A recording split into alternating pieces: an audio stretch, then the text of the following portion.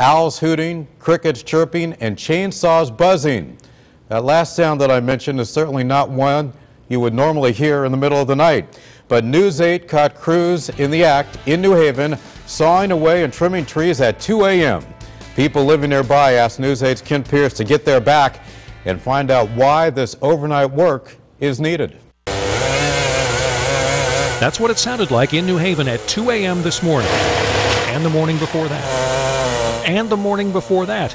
Those are Amtrak crews trimming trees along the tracks. That's necessary to keep the tracks safe, but it's going on right in the backyards of folks who live along Walnut Street. They're chainsawing trees, or I don't know what the heck they're doing. What the heck are they doing? They can't do this during the day? That's video shot on a phone by Cathedral Bale. She says she's barely slept all week because of all that noise. She contacted News 8, so we went out to listen for ourselves.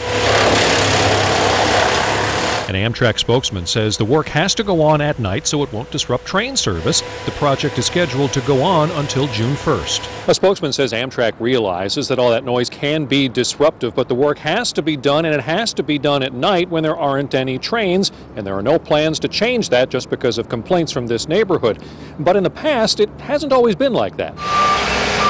Less than 2 years ago, also in New Haven, Amtrak started trimming trees but caused a rock slide and had to build a retaining wall. That was all going on in the middle of the night until enough people complained that Mayor DeStefano and other officials got Amtrak to switch and do the work in the daytime instead.